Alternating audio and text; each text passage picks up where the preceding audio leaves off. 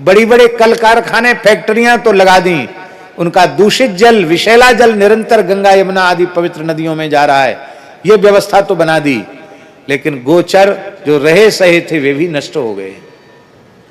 और जो भगवत कृपा से कुछ बचे हुए हैं उन पर भी शासकों की गिद्ध दृष्टि लगी हुई है, क्योंकि और कोई जगह तो बची नहीं।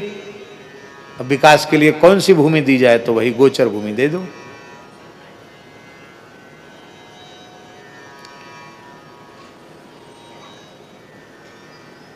नदियों के तटबंधों की रक्षा हो जाएगी, वनों की रक्षा हो जाएगी। हमारे यहां गिरिराज जी में एक संत है ना, निम्बार्क संप्रदाय के बहुत अच्छे संत हैं, श्री जुगल किशोर शरण जी, बहुत अच्छे श्रीमद् भागवत के वक्ता भी हैं, बहुत अच्छे संत हैं, बड़े भजनानंदी संत हैं और अपने ढंग के महात्मा हैं। सेवा के कार्य उनके बड़े विलक्षण हैं। गिरिराज जी में, गिरिराज जी की तलहटी में बड़ी संख्या में वृक्षों को लगाने का कार्य और पुराने वृक्षों को बचाने का कार्य सबसे पहले शुरू करने वाले श्री जुगल किशोर शरण जी हैं। श्री जुगल किशोर शरण जी, उन्होंने एक अनुभव हमको सुनाया, भैया जी सुनने लायक है। उन्होंने कहा कि गिरिराज जी के प्राचीन वृक्ष सब सूख रहे थे, हरे हरे वृक्ष भी सूख रहे थे, क्योंकि रोड जब बनते हैं ना तो ये वृक्ष भी बहुत निर्माण तो नहीं चाहते ना, वृक्ष तो पूरी प्रकृति चाहते हैं कि नहीं। अब उनको न जल मिल रहा है न पोषण मिल रहा है, तो जल से सिंचन करने पर भी वृक्ष सूख रहे थे। उन्होंने कहा कई लोगों को हम लाए, वैज्ञानिकों को, और बहुत प्रयास किया लेकिन सफलता नहीं मिली। फिर किसी ने हमको सुझाया कि पुरानी गोबर की खाद, गोमूत्र गोबर का प्रयोग करो। तो कहते वृक्षों के पुराने वृक्षों में थाले बनाकर और गोबर गोमय का प्रयोग किया गया। कहते आश्चर्यजनक परिणाम हुआ, जो वृक्ष सूख गए थे फिर से हरे भरे हो गए। आज जब ईंधन के इतने विकल्प हमारे सामने उपस्थित हैं, केरोसिन से भी हम लोग ईंधन का काम ले लेते हैं, गैस से ईंधन का काम ले लेते हैं, सौर ऊर्जा से ईंधन का काम ले लेते हैं, बिजली से भी ईंधन का काम ले लेते हैं। ईंधन के बहुत विकल्प सामने हैं। पुराने समय में लकड़ी को छोड़कर ईंधन का क्या विकल्प था? केवल लकड़ी ही तो ईंधन के रूप में थी, लकड़ी कंडा। और उस समय बड़े बड़े पर्वत और सब हरा भरा था। तो आज जब ईंधन के इतने विकल्प आ गए तो सारे पर्वत एकदम वृक्षहीन दिखाई पड़ रहे हैं। वनों में पुराने वृक्ष समाप्त हो गए, नए वृक्ष पैदा नहीं हो रहे हैं। जहां उत्तराखंड है, नमी वाला क्षेत्र है, झरने वाला क्षेत्र, वहां की बात हम नहीं कह रहे हैं। जो मैदानी इलाका है वहां की बात कह रहे हैं। हमारे देखते देखते कितने पर्वत वृक्षों से एकदम भरे हुए थे, अब वहां वृक्ष नहीं है। उसका कारण क्या है? उसका एकमात्र कारण है, पहले पर्वतों पर, पर्वतों की उपत्यकाओं में, नदियों के तटबंधों में, वनों में उन्मुक्त रूप से गोवंश विचरण करता था। गांव गांव में हजार हजार, 2-2 हजार, 3-3 हजार गायों की रावण निकलती थी। ग्वारिया चराने जाते थे, छोटे पर्वतों तक भी ले जाते थे, सब जगह। तो वहां उन्मुक्त रूप से जब गाय चरती थी और वो गोबर करती थी, गोमूत्र करती थी, तो उस गोबर गोमूत्र के कारण उन वृक्षों को पोषण प्राप्त होता रहता था और फिर वर्षा का जल होता था और फिर बहुत बढ़िया सब कुछ हो जाता था। अब क्या हो गया? वन्य क्षेत्रों में और पशुओं के प्रवेश पर कोई प्रतिबंध नहीं है, पर वन्य क्षेत्रों में गाय के प्रवेश पर प्रतिबंध हो गया है। आप कहेंगे आप झूठी बात, हम बिल्कुल सत्य बोल रहे हैं। ओरछा में बेत्रवती है, जामुनी है, सहजात है, 7 नदियां हैं ओरछा के चारों ओर और सघन जंगल है। वन विभाग में तारबंदी हो गई है। पहले पूरे क्षेत्र की गाय वहां चरती थी। वर्षा में कम से कम 5-6 महीने का चारा प्राकृतिक रूप से गाय प्राप्त करती थी। अब गेट लग गए हैं, पूरी तारबंदी हो गई है, कोई गाय भीतर घुस नहीं सकती। उसी वन्य क्षेत्र में पुरानी सरकारी टाइम की गौशाला थी, वो गौशाला समाप्त हो गई। राम राजा गौशाला बहुत पुरानी गौशाला थी। मंदिर में सारी व्यवस्था गौशाला के गव्य पदार्थ से होती थी, वो बंद हो गई, सरकारी मंदिर हो गया।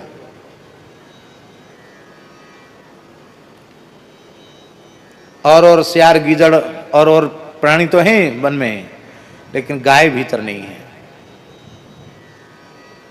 अभी आप बरसात में वहां जाइए, हजारों की संख्या में गोवंश रोड पर बैठा हुआ दिखाई पड़ेगा। भाई गाय को जो रहने का चरने का स्थान था वो तो आपने खत्म कर दिया, गाय कहां जाएगी? इसका दुष्परिणाम यह है कि धीरे धीरे वन भी नष्ट होते चले जा रहे हैं।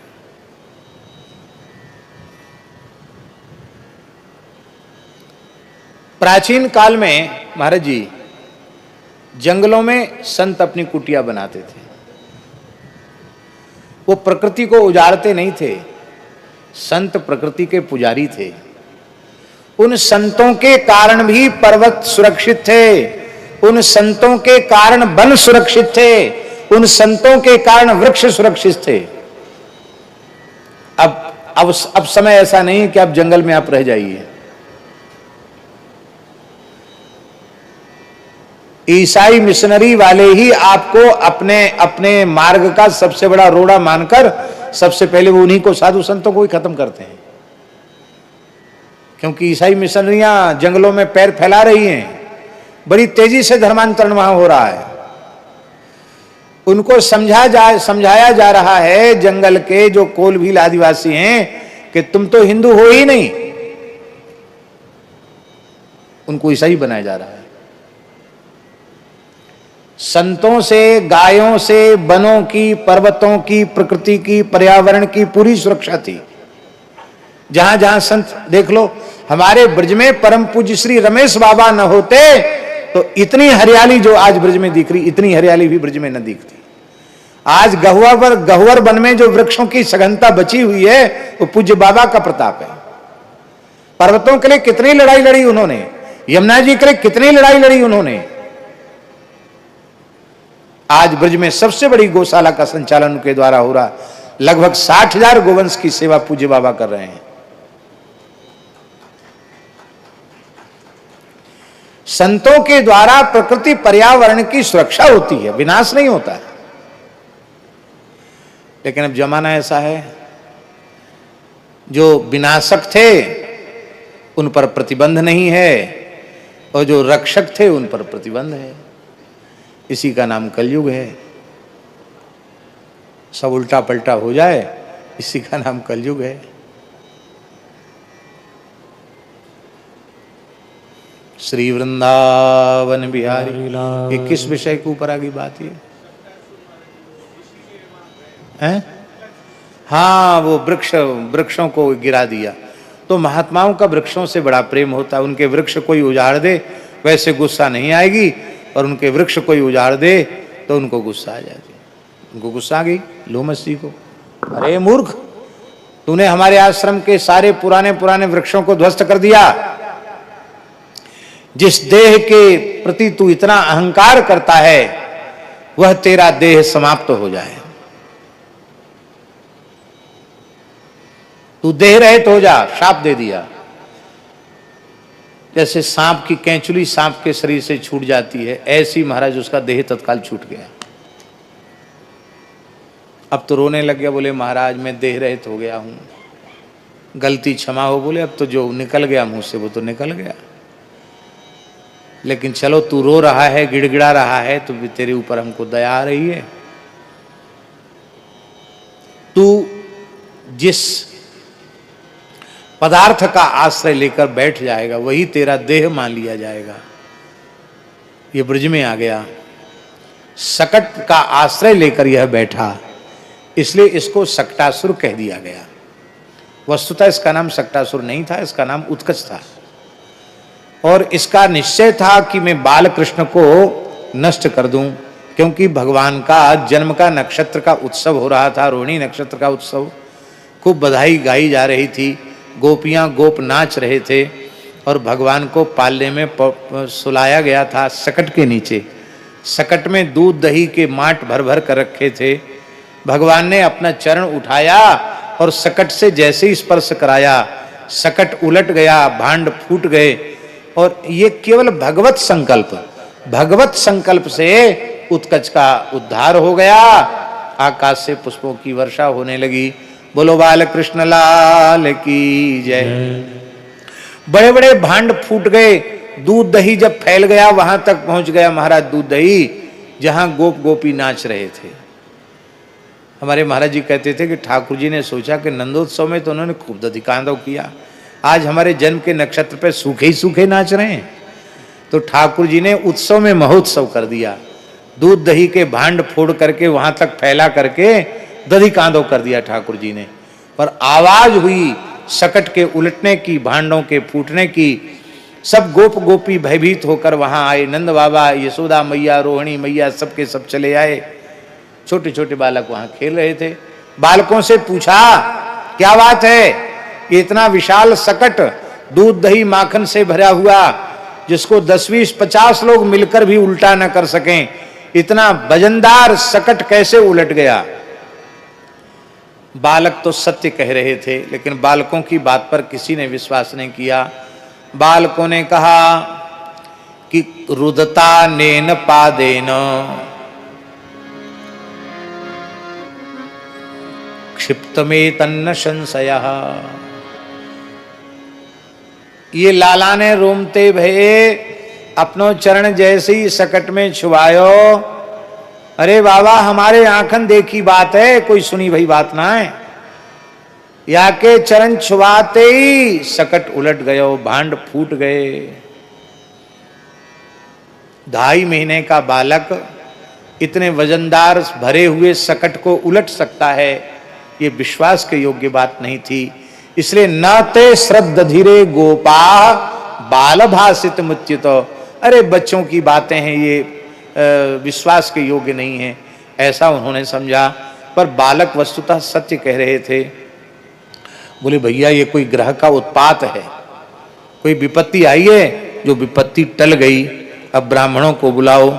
ब्राह्मणों ने स्वस्ति वाचन किया है, अग्नियों में हवन किया है, दही अक्षत कुश के जल से भगवान को सिंचन किया है और भगवान को आशीर्वाद देने लगे।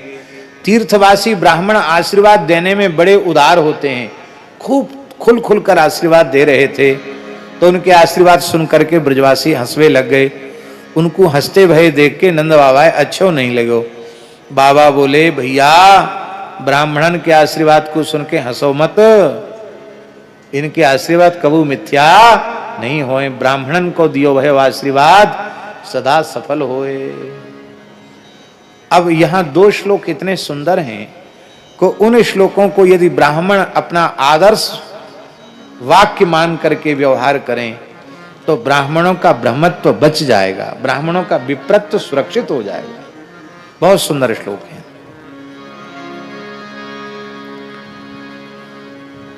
दोनों श्लोक। ये सूयामृत दंभेर्ष्या हिंसा मान विवर्जिता न तेषां सत्यशीलानामाशिषो विफला कृता। हे ब्रजवासियों, जिन ब्राह्मणों में असूया दोष नहीं है, असूया दोष जानते हैं? दोष में तो दोष होता ही है। बहुत से लोगों का स्वभाव होता गुणों में भी दोष खोज लेने का। असूया बहुत बड़ा दोष है। गुणेश दोषाविष्करण असूया, गुणों में दोष का आविष्कार, इसका नाम है असूया। जिन ब्राह्मणों में असूया नहीं है, अर्थात जो गुण ही गुण देखते हैं, दोष तो देखते ही नहीं है, जिनमें असूया दोष नहीं है। जिसमें असूया दोष नहीं होता उसी को कहते हैं अनसूया। दत्तात्रेय भगवान की माता का नाम क्या है? क्या नाम है? अनसूया। और उनके पिताजी का नाम क्या है? व्यास जी। अत्रि। अत्रि माने अ माने नहीं, त्रि माने त्रिगुण, जिसमें त्रिगुण नहीं है। इसका मतलब अत्रि माने गुणातीत पुरुष। जो गुणातीत पुरुष है उसकी वृत्ति असूया है, असूया रहित वृत्ति हो जाती है। तो गुणातीत पुरुष का जब अनसूया असूया रहित वृत्ति से संबंध होता है, संपर्क होता है, तो भगवान प्रकट हो जाते हैं। बोलो दत्तात्रेय भगवान की जय। हमको यही लगता, आप अपने जीवन में भगवान का प्राकट्य चाहते हो तो आप अत्रि हो जाएं और अनसूया वृत्ति को स्वीकार कर लें, तो आपके हृदय में भगवान प्रकट हो जाएंगे। कैसे प्रकट हो जाएंगे? भगवान ने अपने को कहा दत्त। क्या कहा? दत्त। दत्त माने दिया। भगवान ने अत्रि जी से कहा मैंने अपने आप को तुम्हें दे दिया। माने भगवान सर्वतंत्र स्वतंत्र हैं और सर्वतंत्र स्वतंत्र भगवान ने अपने आप को दे दिया, तो उनका नाम हुआ दत्त। और अत्रि के पुत्र होने से हुआ आत्रेय। दत्त और आत्रेय दोनों को मिला दिया तो क्या हो गया? दत्तात्रेय। आप लोग कहेंगे गुरु विशेषण कैसे लग गया?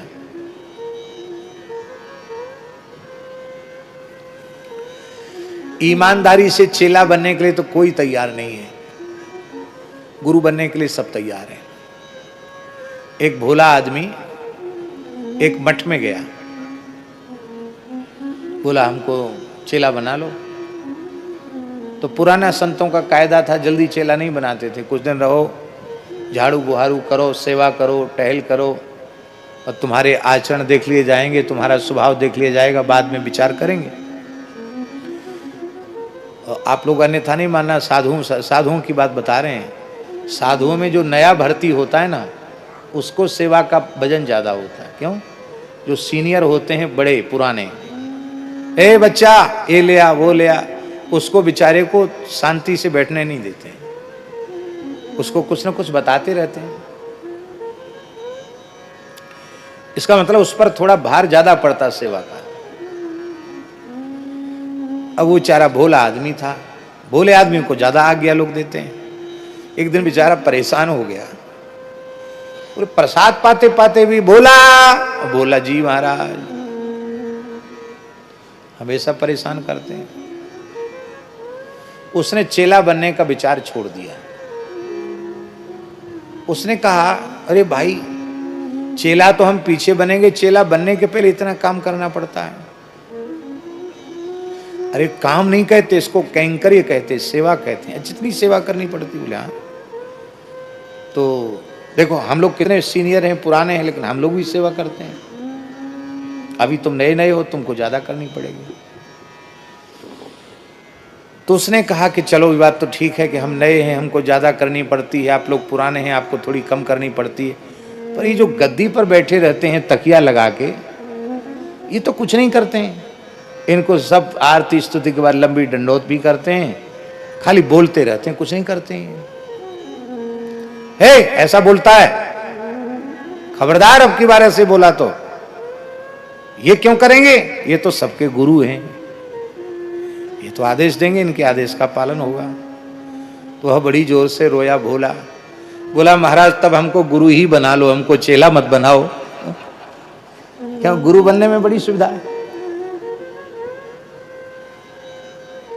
भैया। गुरु सब बनना चाहते, चेला कोई नहीं बनना चाहता। पर सच्चा गुरु कौन है? जो सारे ब्रह्मांड में गुरु तत्व का दर्शन करके स्वयं उनसे सीख ले, वही सच्चा गुरु है। इसलिए दत्तात्रेय भगवान के आगे गुरु लग गया, क्योंकि 24 गुरुओं से उन्होंने शिक्षा प्राप्त की। और ये 24 गुरु जो दत्तात्रेय भगवान के कहे जाते हैं, उनमें एक भी ऐसा नहीं है जिसने साक्षात उन्हें उपदेश दिया हो। उन्होंने स्वयं उपदेश प्राप्त किया है। आप में शिष्यता आ जाए तो सारा विराट ब्रह्मांड आपको उपदेश कर रहा है। प्रकृति की हर वस्तु, हर व्यक्ति, हर पदार्थ आपको उपदेश कर रहा है, पर शिष्यता ना आवे तो महान समर्थ सदगुरु की चरण सन्निधि में रहकर भी और दिन रात उनका उपदेश सुनकर भी आपको कुछ भी प्राप्त नहीं होगा।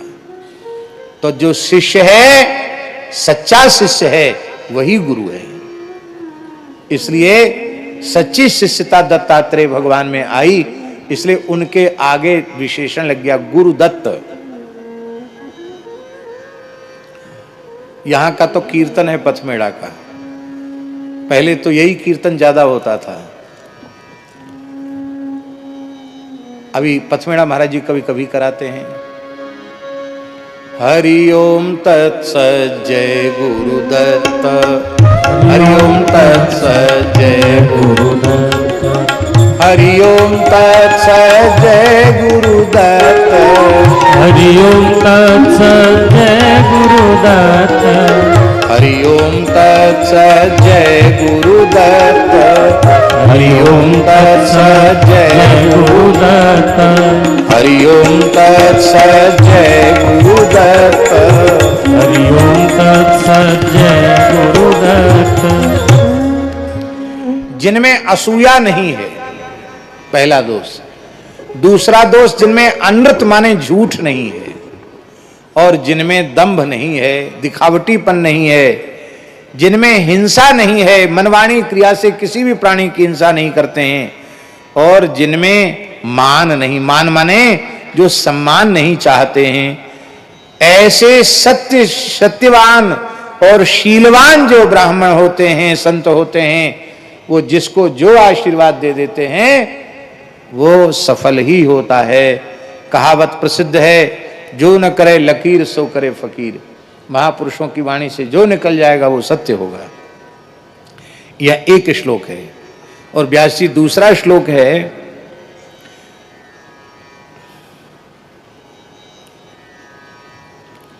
बहुत सुंदर श्लोक है।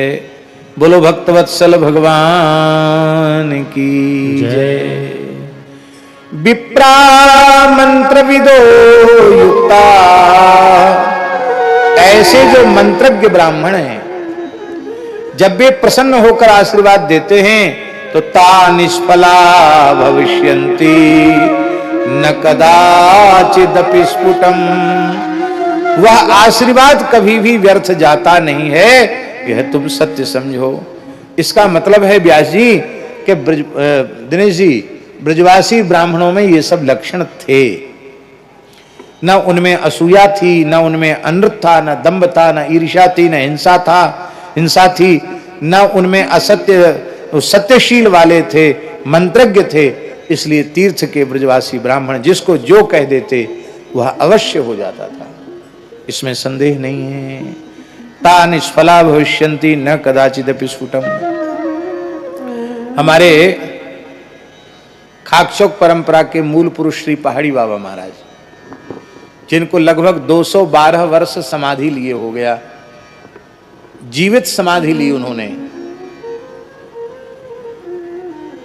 150 वर्ष की आयु तक वे विराजमान रहे। और कार्तिक पूर्णिमा को ही जन्म हुआ था, कार्तिक पूर्णिमा को ही उन्होंने जीवित समाधि ली। खाकचौक वृंदावन पहाड़ी बाबा में उनकी जीवित समाधि। उनके जीवन की बहुत सी घटनाएं हैं। एक घटना ऐसी विचित्र है ठाकुर जी कि एक दाऊ जी है ना ब्रज में, दाऊ जी बलदेव जी, वहां के जमींदार थे उस जमाने के, बड़े जमींदार थे, ब्राह्मण थे, सनाढ़ ब्राह्मण थे। उनके कोई संतान नहीं थी, तो उनको वैराग्य हो गया, अपने भाइयों को सब जमीन जायदाद संभला के, और बुढ़ापा था, 60-65 साल की उम्र थी, वो आ गए वृंदावन, राधा वल्लभ जी के पास रहने लगे। एक दिन पहाड़ी बाबा का दर्शन किया तो बड़ी श्रद्धा जगी। बाबा वृक्ष के नीचे रहते थे, जीवन भर वृक्ष के नीचे रहे, छाया में गई नहीं, मनुष्य निर्मित किसी स्थान में नहीं जाते थे। हिमालय में रहे तो पर्वतों की कंदराओं में रहे, और मैदान में आए तो वृक्ष के नीचे रहे। मनुष्य के हाथ से बनाई झोपड़ी के भीतर भी कभी नहीं गए। बाबा बैठे थे, बाबा के प्रति बड़ी श्रद्धा जगी। एक दिन बोले, बाबा हमको दीक्षा दे दो। बाबा बोले, मेरे दीक्षा ग्रहण करने के बाद फिर तुम्हारा पुनर्जन्म हो तो मेरी दीक्षा व्यर्थ हो जाएगी, और तुम्हारे मन में संतान की कामना दृढ़ बनी हुई है, उसके कारण तुम्हारा पुनर्जन्म होना है। इसलिए पहले तुम संतान की वासना पूरी करो, जाओ पुत्र हो जाए फिर आना, तब दीक्षा देंगे। उन्होंने कहा महाराज अब तो पुत्र की हमारी अवस्था भी नहीं है, ज्योतिषी भी मना करते हैं, चिकित्सकों ने भी मना कर दिया, मेरी पुत्र की कोई अवस्था अब नहीं है, 65 साल की उम्र है, अब का लड़का होगा। बाबा बोले अब तो वाणी निकल गई, पुत्र होगा, मेरे मुंह से निकल गया तो पुत्र होगा, जाओ घर चले जाओ, दाऊ जी चले जाओ। तो पंडित जी बोले कि यदि पुत्र होगा तो हम आपको ही भेंट कर देंगे। बाबा बोले देखा जाएगा। पुत्र का जन्म हो गया। तो जब बालक 1.5 महीने का था, उस समय उनके पिताजी लेके आए और खाक चौक में पहाड़ी बाबा की धूनी पर बाबा के चरणों में बालक को रख दिया। बोला बाबा आपने दिया था, आपको अर्पित है। बाबा हंसे, बोले वाह, ब्रजवासी ब्राह्मण वचन का पक्का निकला। बुढ़ापे की संतान बहुत प्रिय होती है, पर इतनी एकमात्र संतान भी मुझे दे दी, मेरा हृदय प्रसन्न हो गया। अब ये तो मेरा हो गया, इसका नाम लक्ष्मण दास हो गया, ऐसा बोले बाबा, इसका नाम लक्ष्मण दास हो गया, ये तो मेरा हो गया, जा 4 और होंगे तब दीक्षा देंगे। तो वो बोले पंडित जी महाराज एक हैगा यही बहुत है, चारन को आशीर्वाद मत दो, और नहीं तो ब्रजवासी कहेंगे बुढ़ापे में लेन लग रही है। हाँ, बाबा बोले अब तो वाणी निकस गई। तो 4 पुत्र उनके और हुए। उस बालक को भी उन्होंने वापस कर दिया, बोले थोड़ा समझदार हो जाए तब ले आना, लेकिन अब ये तुम्हारा नहीं, ये हमारा है, अब जो बचे होंगे वो तुम्हारे। तो जब वो 5 वर्ष के हुए तब फिर वो उनके पिता फिर लेके आए। बाबा ने यज्ञोपवीत संस्कार कराया, कुछ दिन सेवा में रखा, बाद में उन्हें संन्यास दे दिया, विरक्त दीक्षा दे दी, और वो वही बड़े विलक्षण हुए महाराज। पूरे जीवन श्री स्वामी लक्ष्मणदास जी महाराज एक लंगोटी में ही पूरे जीवन रहे, दूसरा वस्त्र अपने शरीर पर स्पर्श ही नहीं कराया, अखंड भस्म और एक कौपीन, बस उसी में सारा जीवन व्यतीत कर दिया। और त्यागी ऐसे थे कि जो द्रव्य आज उनके चरण में आ जाता था उसको सूर्यास्त होते होते समाप्त कर देते थे। महाराज जी कहते थे कि 1 रुपए की 3.5 से रबड़ी आती थी, 1 रुपए चढ़ जाता तो कहते बड़े खुश होते, ए बच्चा आज राम जी रबड़ी का भोग लगाएंगे। तो गोपेश्वर महादेव की रबड़ी प्रसिद्ध थी, जा गोपेश्वर से रबड़ी ले आ। उसमें सब गैया का ही दूध होता था, रबड़ी लेके आते, भोग लगाते, खुद इतना लेते, बाकी सब बांट के खत्म कर देते। और कोई कहता महाराज अमुक मूर्ति दर्शन करने गया है, जैसे किसी ने कहा कि भरतदास जी तो बिहारी जी दर्शन करने गए, तो महाराज बोलते हाजिर में हुज्जत नहीं, गैर की तलाश नहीं, जो उपस्थित है उसको प्रसाद मिलेगा, संग्रह नहीं रखते हैं, जो सामने है उसको मिलेगा, जो नहीं है उसको नहीं, उसकी फिर हाजिर में हुज्जत नहीं, गैर की तलाश नहीं, ये बोलते थे। खत्म। बोले सच्चा साधु वो है कि मरने के बाद शरीर पर ढकने के लिए कोरा कपड़ा संग्रह के नाम पर न निकले और धन के नाम पर फूटी कौड़ी न निकले। ऐसा ही उनका जीवन था। जब शरीर पूरा हुआ उनका, तो शरीर ढकने के लिए वस्त्र कोरा स्थान में नहीं था और संग्रह के नाम पर फूटी कौड़ी नहीं थी। बस ठाकुर जी के श्रीअंग पर जो वस्त्राभूषण थे वो तो थे, लेकिन और निजी करके कोई वस्तु उनके पास नहीं थी, भगवान के मंदिर को छोड़ के। ये तो सैकड़ों उदाहरण भरे पड़े हैं कि जहां वाणी से निकल गया वो हो गया। ये कैसे? इस प्रकार के लक्षण जिनमें होते हैं उनकी वाणी सत्य होती है। ब्रजवासियों को सुंदर भोजन कराया, क्या खिलाया? महाराज जी भागवत जी में लिखा है कि हुत्वा चाग्निम द्विजातिभ्यः प्रादादन्नम महागुणम, हवन कराया, स्वस्तिवाचन कराया, और फिर महद गुणम अन्नम प्रादात। महद गुणम अन्नम प्रादात माने जानते हैं? अन्न माने होता है चावल, और महद गुण युक्त कैसे होता है अन्न चावल? बढ़िया अधौटा दूध की खीर बनाई जाए। अधौटा दूध का मतलब होता है जैसे मान लो 2 क्विंटल दूध है तो उसको मध्यम आंच में औटाते औटाते घोटते घोटते 2 क्विंटल का 1 क्विंटल रह जाए और फिर उसमें चावल छोड़ा जाए, बढ़िया चावल। कितना चावल छोड़ा जाए? 1 सेर में 1 मुट्ठी, इतना। छटाक में तो ज्यादा आता, मुट्ठी में कम आता है। इतनी 1 मुट्ठी, 1 सेर में 1 मुट्ठी, तो 1 क्विंटल में कितनी मुट्ठी हो गया? 100 मुट्ठी चावल। और जितना चावल उसकी दुगनी शर्करा, उसकी दूनी शक्कर।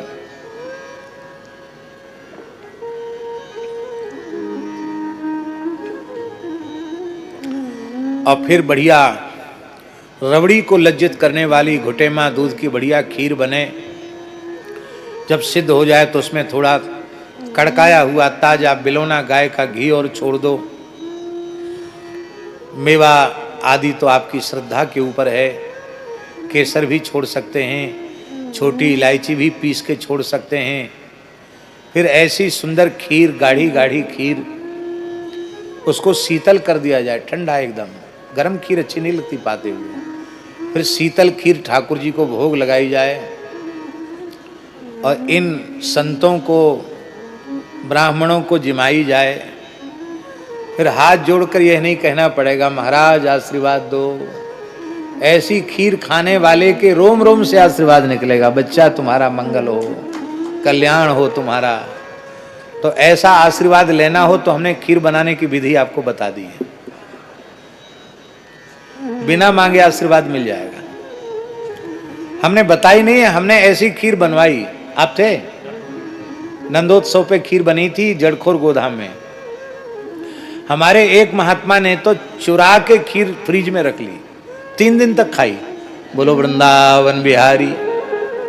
एक छोटी बाल्टी भर के रख ली। बोले भैया अब एक ही दिन में सब खत्म हो जाएगा, ठीक नहीं? 3 दिन तक खाई। मैं अरे भैया तू कहाँ से खीर खा रहे? बोले महाराज जी हमने छिपा के रख लिया था। बोलो भक्तवत्सल भगवान की। यहाँ भी कभी न कभी बन जाएगी, नहीं हो तो ब्यासी आप ध्यान रखना, नंदोत्सव पे ऐसी खीर बनेगी। जन्माष्टमी आएगी ना यहाँ, तो जन्माष्टमी पे अरे जन्माष्टमी को तो व्रत रहता है। हाँ जन्माष्टमी का व्रत रहता, नवमी नंदोत्सव की होती। नवमी जो नंदोत्सव होगा तो बात पक्की है, ध्यान रखना। ठाकुर जी कोई राधा कृष्ण जी कोई सब उत्सव मनाना है, ऐसी ही खीर बनेगी और शीतल कर दी जाएगी। फिर चकाचक उस दिन खीर ही पाएंगे और सब कुछ नहीं, नमक वमक कुछ नहीं लेंगे। खूब खीर और पुआ खा करके आराम, खूब नंद के आनंद भयो जय कन्हैया लाल की खूब उत्सव करेंगे।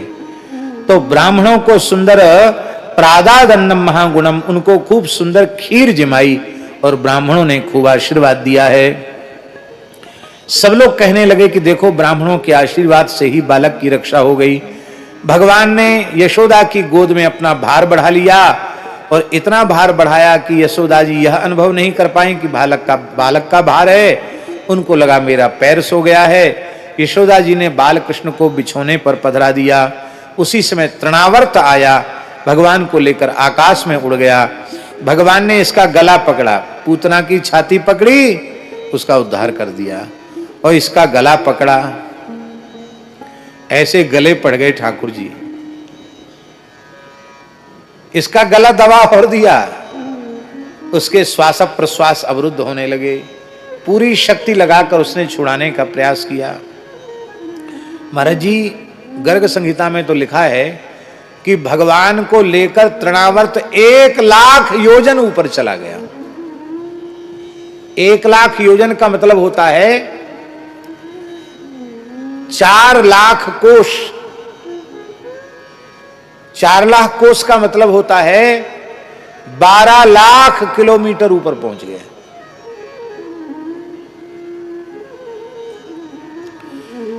अब लोग कहेंगे कि 12,00,000 किलोमीटर पहुंचने में उसको कितना समय लगा होगा भाई, वहां तक पहुंचना फिर वहां से आना, कितना समय जाएगा इसमें? तो इसमें यही समझना चाहिए कि ये दैत्य भी सामान्य नहीं थे, इनके संकल्प में बल हुआ करता था। उसने संकल्प किया कि मैं 1,00,000 योजन ऊपर पहुंच जाऊं, 1,00,000 योजन ऊपर पहुंच गया। इसलिए वो संकल्प बल से पहुंचा वहां। किस बल से पहुंचा? संकल्प बल से पहुंचा। भगवान ने कहा तू जितनी देर में तू पहुंचा ना संकल्प करके, उससे आधी देर में तुम तो ये नीचे ले आवेंगे, अभी तू ले चल ऊपर, कितने के ऊपर ले चले।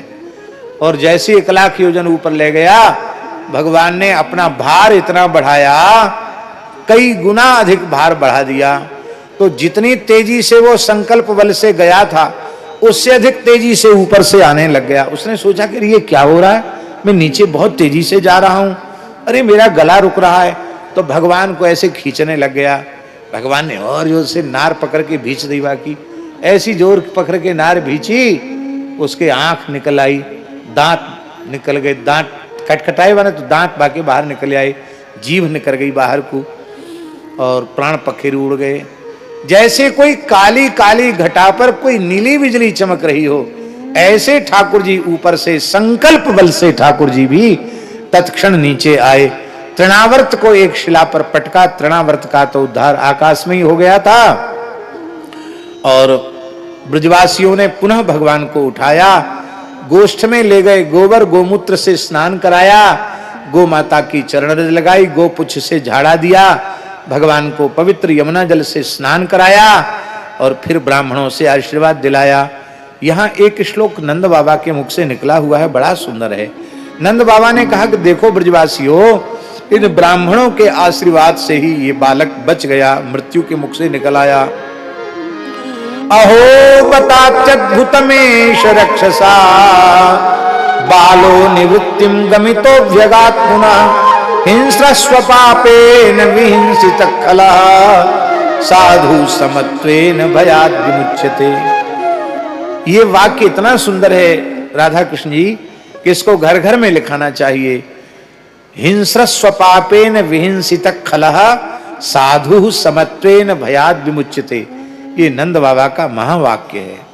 बाबा कह रहे हैं दुष्ट अपनी दुष्टता से ही नष्ट हो जाता है, और सज्जन पुरुष अपनी समता से, साधुता से समस्त प्रकार के भयों से मुक्त हो जाता है। इसलिए कभी अपनी सज्जनता का त्याग नहीं करना चाहिए।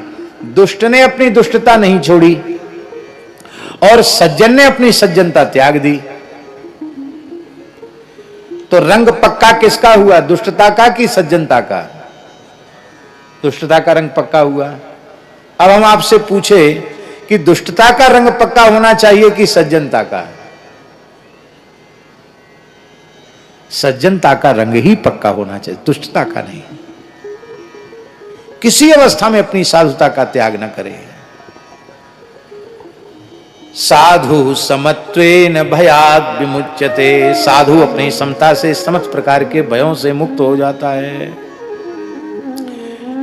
एक दिन भगवान ने दूध पीते पीते जमाई ली, और जमाई लेते हुए मैया को अपने मुख में ब्रह्मांड का दर्शन करा दिया। बोलो भक्तवत्सल भगवान की जय। मैया ने सोचा कि मेरी आंखों का ही कोई भ्रम है। वसुदेव जी की प्रेरणा से श्री गर्गाचार्य जी महाराज नंद ब्रज में आए और एकांत गोष्ठ में उन्होंने कृष्ण बलराम का नामकरण संस्कार किया, और कृतार्थ होकर के श्री गर्गाचार्य जी महाराज वहां से चले गए। भगवान की शैशव लीला में रंगण लीला है, और इसके बाद भगवान की बड़ी सुंदर माखन चोरी लीलाएं हैं। वत्सान मुंचन क्वचिद समय क्रोश संजात हासा स्तेयं स्वाद्वत्यथ दधिपय कल्पितैस्तेय योगै मरकान भोक्ष्यन् विभजति सचेन्नाति भाण्डं विनत्ति द्रव्यालाभे सगृह कुपितो यात्युपक्रोश्यतो कान। एक एक श्लोक में कितनी लीलाएं विराजमान हैं, उनका वर्णन नहीं किया जा सकता। जैसे एक लीला होगी वत्सान मुंचन, भगवान बछड़ों को खोल देते हैं। एक गोपी ने माखन का भांड ओखली में छिपा के रख दिया, माखन की मटकी, और ऊपर से मूढ़ा डालकर आसन बिछा के बैठ गई। बालकृष्ण प्रभु अपने सखाओं के सहित पधारे।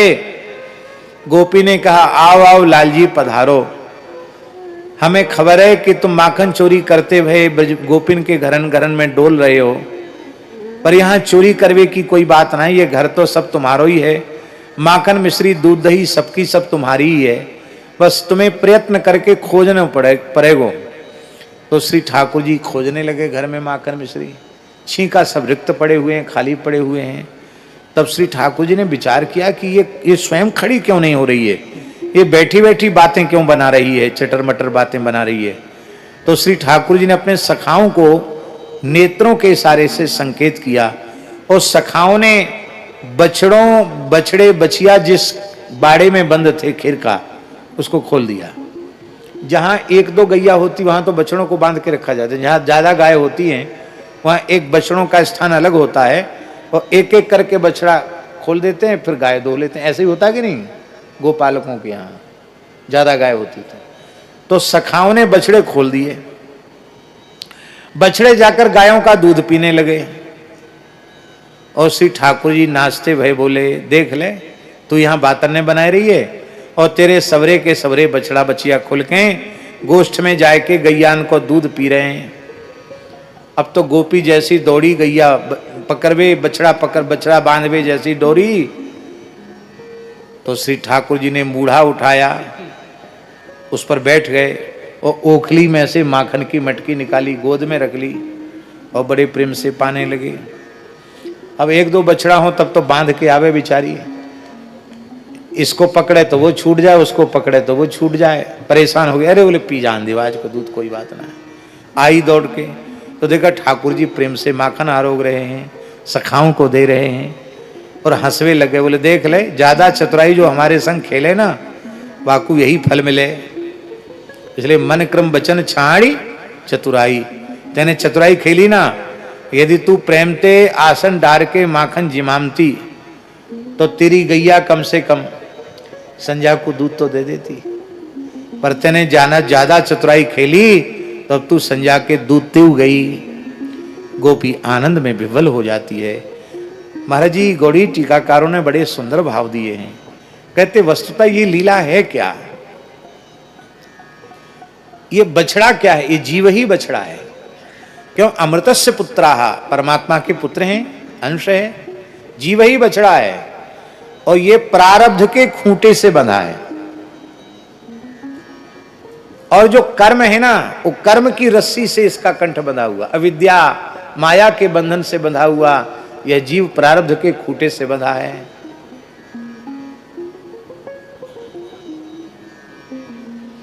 गाय कौन है, गाय ही परमात्मा ही गाय है और ये जीव रूपी बछड़ा अपनी गैया मैया भगवान से विमुख है। कौन खोलता है इसको, व्यास जी, भगवान नहीं खोलते हैं, कौन खोलता है, सखा खोलते हैं। मानो भगवान ये संदेश दे रहे हैं कि जीव कर्म बंधन में बंधा है पर मुक्त करने वाले मेरे सखा हैं। सखा का अर्थ है संत, संत ही मुक्त करते हैं, सदगुरु ही मुक्त करते हैं। तो जब संत सदगुरु कृपा करते हैं तो असमय वत्सान मुंचन, अभी उन जीव रूपी बछड़ों का बंधन से मुक्त होने का समय नहीं आया है। अभी पता नहीं उनके कर्म कितने संचित हैं कि उनको कितने जन्म लेने हैं, पर संत सदगुरु कृपा करते हैं तो उसी क्षण उसे कर्म बंधन से मुक्त कर देते हैं। तो असमय वत्सान मुंचन, अभी मुक्त होने का, संसार चक्र से छूटने का समय नहीं आया, पर बीच में ही मुक्त कर देते हैं। आप लोग कहेंगे संत को सखा कैसे कह दिया, सखा माने क्या होता है, सखा उसको कहते हैं जो बिहार सैयासन भोजनेसु, बिहार सैया असन सब समय जो एक साथ रहे उसको सखा कहते हैं। अर्जुन कहते हैं नहीं, ये भगवत भक्त निरंतर भगवान का अनुसंधान करते हुए ही अपने देह की सारी क्रियाएं करते हैं, इसलिए भगवान के सखा हैं। और भैया ये तो सब भगवान के शाश्वत सखा हैं। पंडित जी महाराज एक दोहा कहते थे, पंडित श्री जगन्नाथ प्रसाद भक्तमाली जी महाराज एक दोहा कहते थे, त्रेता में बानर भय, द्वापर में भय ग्वाल, कलयुग में साधु भय, तिलक छाप अरुमाल, सियावर रामचंद्र की जय। त्रेता में यही भगवान के सखा बंदर भालू बन के आ गए, द्वापर में ग्वालवाल बन के आ गए, कलयुग में यही इन पूज्य संतों के रूप में जीव जगत का कल्याण करने के लिए प्रकट हुए हैं। ऐसा भाव पूज्य पंडित जी महाराज दिया करते थे। और क्या क्या करते हैं ठाकुर जी? दधी पया, कहीं किसी घर में दही की चोरी करते हैं, किसी घर में दूध की चोरी करते हैं। एक गोपी ने सुंदर मिष्टी दही जमाया। मिष्टी दही जानते हैं? मीठा दही, महाराज जी तो जानते हैं मिष्टी दही। उड़ीसा बंगाल में मिष्टी दही जमाया जाता है। बंगाल में तो मिष्टी दही बहुत प्रसिद्ध है। बढ़िया दूध को औटाते हैं और उसी दूध में खूब मिश्री डाल देते हैं, उसको मीठा कर देते हैं। कम मीठा नहीं होता है ठाक व्यास जी, चटक मीठा होता है। चटक जानते हैं? जैसे श्रीनाथ जी की भोग सामग्री में चटक होता है, ऐसी चटक मीठा दूध में होता है। फिर जब वो जामन देने योग्य हो जाता है तो उसको नई कोरी मटकी में जामन देते हैं, तो रहा सहा उसका पानी और मटकी में सूख जाता है। बढ़िया सौंधा दही जमता है, ऐसी हल्का गुलाबीपन उसमें आ जाता है मीठे से और बढ़िया से ओटाने से। और इतनी ऊंची तो महाराज, इतनी मोटी तो मलाई पड़ जाती है उसमें। ऐसा सुंदर मीठा दही तुलसी जल पधरा कर ठाकुर जी को भोग लगावे और फिर ठाकुर जी को क्या कहना, ज़्यादा देर ध्यान नहीं करना पड़ेगा, दौड़े हुए ठाकुर जी चले आएंगे। बस थोड़ा प्रेम भीतर होना चाहिए। और ऐसा दही फिर संतों को ब्राह्मणों को जिमाओ, फिर क्या कहना। दही बहुत बढ़िया चीज़ है, हमें बहुत प्रिय है दही। यद्यपि कहते हैं कि नहीं दही मत खाओ, गला खराब हो जाएगा, यूँ हो जाएगा, त्यों हो जाएगा। एक महात्मा थे सूर्यकांत जी, अयोध्या जी में बहुत अच्छे संत थे। तो उनको बहुत तेज जुकाम और खांसी हो रही थी, तो संस्कृति बोलते थे वो, पूज्यपाद श्री ब्रह्मचारी जी महाराज। तो कर्णवानिधान महाराज वहीं हमारी कथा चल रही थी, तो हमने कहा महाराज जी फल ले लीजिए। नहीं नहीं नहीं नहीं, संस्कृत में नहीं नहीं नहीं नहीं। क्यों? बोले काशो वृद्धिंगमिष्यति, माने खांसी बढ़ जाएगी, कफ बढ़ जाएगा, तबीयत ठीक नहीं है। तो हमने कहा दूध ले लो। नहीं नहीं, कफकारक होता है, दूध नहीं लेंगे। तो मेरे मुंह से निकला फिर तो क्या है महाराज जी, दही है, ग्रीष्य दही लेंगे। हमने कहा आपको इतनी जो वृद्ध शरीर है, जुकाम हो रहा, खांसी हो रही, दही लेंगे? तो उन्होंने क्या कहा, बोले देखो सुअरिया का बच्चा बनोगे तो भी दूध मिलेगा, गधी का बच्चा बनोगे तो भी दूध मिलेगा, बकरी भेड़ का बच्चा बनोगे तो दूध मिलेगा, दही तो मनुष्य को ही मिलता है। इसलिए बोले प्राण जाएं तो जाएं, पर दही नहीं छोड़ सकते। और मोहनदास जी एक कटोरा दही का भोग लगाया, ब्रह्मचारी जी पा गए। बोलो वृंदावन बिहारी। दही बढ़िया चीज है। तो गोपी ने बहुत प्रेम से तो धार काढ़ी, फिर छान कर औटाया, अधौटा किया और बढ़िया मीठा दही जमाया। इसीलिए जमाया कि बालकृष्ण प्रभु इसे आरोगे। और भगवान तो भावना के भूखे हैं, भगवान बालकृष्ण प्रभु पधारे, दबे दबे पामनते और बीते अंतर्ग्रह में प्रविष्ट भये। तो एक पीढ़ा पे बैठ गए और मटकी के मुख को अनावृत किया और अपना कर कमल जैसी मटकी के भीतर पधराया। मीठे दही की मीठी मोटी मोटी मलाई, दही की मलाई बड़ी अच्छी होती है, कभी पाई हो तो आपको पता होगा। तो दही की मलाई पाने लगे, उसके भाव का स्वाद ठाकुर जी ले रहे हैं। तब तक गोपी दबे दबे पामनते गई और गोपी ने लाल जी का हाथ पकड़ लिया। तो ठाकुर जी एकदम भोरे बन गए। ठाकुर जी बोले मैया क्या बात है, मेरो हाथ काहे को पकड़ रही है? गोपी बोली मैं तेरी मैया यशोदा नहीं हूं, मैं ब्रज गोपी हूं। ठाकुर जी अच्छो तू ब्रज गोपी है? अरे मैं तो अपने घर के धोखे यहां चलो आयो, मैंने तो अपनो ही घर समझो। गोपी बोली या में धोखे की बात नहीं प्रभु, ये आपको ही घर है। बालकृष्ण प्रभु ये आपको ही घर है। ठाकुर जी बोले या घर को तू अपनो नहीं माने हमारो माने, या लिए तुम्हें चलो आयो। माने चित्त भी इनकी और पट्ट भी इनकी। बोले चलो जब हमारा घर है आपका ही घर है, यहां आके क्या कर रहे हो एकांत में? ठाकुर जी बोले तू आंखन की बड़ी बूढ़ी, आंखन ते कछु कम दिख है और अकेली है घर में, कहां ते सबरी गृहस्थी तू देखेगी। मैंने देखो कि तेरे दही पे मीठो दही है, तो मीठा दही की मिठास की गंध पाए के तमाम चैंटी दही पे चढ़वे लग गई। मैंने सोचे रे राम राम, ये बड़ी बूढ़ी यही दही है छोरा छापड़न ने खवाए देगी तो ठनका पड़ेगो, पेट बिगड़ेगो, तबीयत बिगड़ेगी, चलो घर को कछु काम धंधो कर दूं। तो मैंने अंगुरीन ते दही के ऊपर की चेंटी भी नहीं, चेंटी जानते ना, चींटी आपके यहाँ क्या कहते हैं उड़ीसा में? चींटी ही बोलते हैं।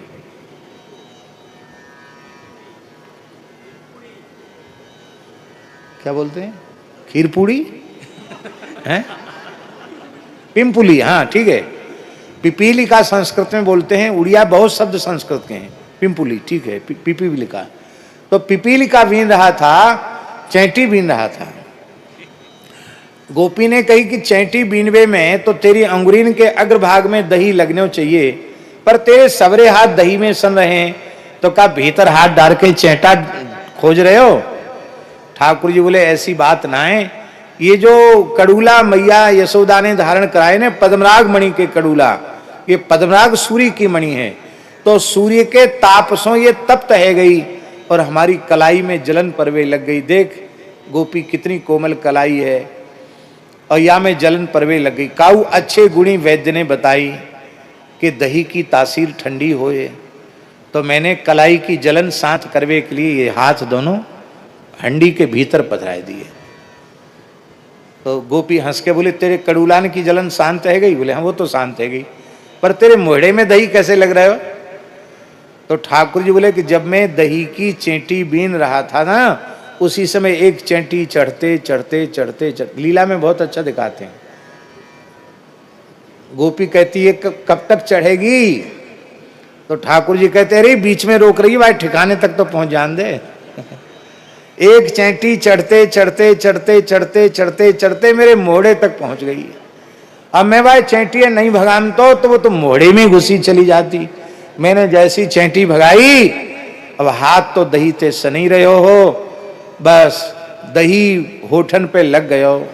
अब गोपी तू ही बता, दही जैसी अमृत वस्तु और वह भी मीठो दही, मिश्री परो भयो दही, ऐसो दही होठन पे लग जाए तो वाय चाटवे में कछु दोष है का, निषेध है का? ठाकुर जी प्रेम से दही चाटने लगे। गोपी बोली हमारी मटकी जूठी कर दी तुमने, अब नई मटकी मंगानी पड़ेगी। मिट्टी के पात्र फिर जूठे होने पर द्वारा व्यवहार के योग्य नहीं रह जाते। भगवान बोले कि तो अच्छो नहीं लग रहा तो ले, तो उसका आंचल खींचा ठाकुर जी ने, पल्लू पकड़ के अपना मुंह पोंछ दिया, हाथ पोंछ दिया। हृदय प्रीति मुख बचन कठोरा, हृदय में तो बहुत प्रेम है, ऊपर से कह रही है अच्छो हमारी मटकी बिगाड़ दी, हमारी साड़ी चुनरी बिगाड़ दी, अब चलो रंगे हाथ तुम्हें मैया यशोदा के पास ले चलूं। मैया के पास लेके चली। ठाकुर जी बोले देख गोपी तेरे पाम छूं, नाक रगड़ के तू दंडोत करूं, तू अपने घर को सबरो काम हम पे ही करवाए ले, पर आज मैया के सामने मत ले चले, क्यों मेरी बड़ी बेइज्जती होगी, मैं चोर साबित है जाऊंगा। गोपी बोली पहले तो चोरी करो फिर बेइज्जती से डरो।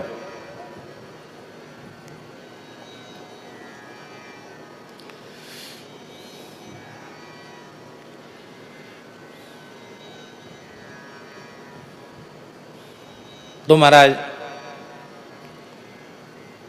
गोपी मानी नहीं, ठाकुर जी का हाथ पकड़ के ले चली। भगवान बोले देख मैं सत्य संकल्प हूं, मैं संकल्प कर लूं कि तू मुझे पकड़ के नहीं दिखा सकती तो नहीं दिखा पाएगी, मैं चाहूं तो दिखा सकती है, मैं न चाहूं तो नहीं दिखा सकती। भगवान तो थोड़े ऐश्वर्य में बोले। गोपी बोली अच्छा तो देख लिए तेरे तू कैसे भाग के जाए हमारे हाथ से, आज मैं दिखाऊंगी पकड़ के, देख तेरी जीत होए कि हमारी जीत होए। ठाकुर ने कहा अच्छा देखेंगे। गोपी हाथ पकड़ के चल रही। ठाकुर जी ने लीला परिवर्तन किया। ठाकुर जी बोले देख गोपी, तेरे जेठ ससुर सबके सब अथाई में बैठे हैं, कछु गंभीर विषय पे चर्चा कर रहे हैं, और तू सिंघनी की चाल चली जा रही है। अरे ने का लाज शर्म कर, ने घूंघट लंबो कर ले। अब उसकी चुनरी मोटी जड़ाऊ, जरी का काम वाली चुनरी मोटी होती है, मोटी चुनरी, बेचारी कहा करे। उसके मन में है कि बात तो ठीक कह रहे हैं, बड़े बूढ़ों की लाज रखनी चाहिए। जैसी घूंघट लंबा किया और ऐसा नीचा सिर करके चलने लगी, तब तक ठाकुर जी ने उसके ही बालक को इशारे से बुला लिया।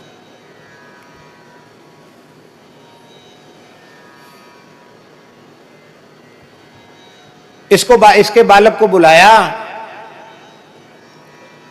और बुला करके धीरे से अपने पास बुला लिया और गोपी से बोले कि देख तेरे हाथ तो बड़े कर्कश हैं, क्यों कुआ खेत को काम करे, गैयान की सेवा करे, खूब श्रम को काम करे, तो तेरे हाथ तो कठोर रह गए। मेरी कलाई बड़ी नरम है, बड़ी पीड़ा है रही है, ऐसो कर या कलाइए छोड़ के या कलाइए पकड़ ले। तो अपना हाथ जो छुड़ा लिया और उसी के बालक का हाथ उसके हाथ में पकड़ा दिया।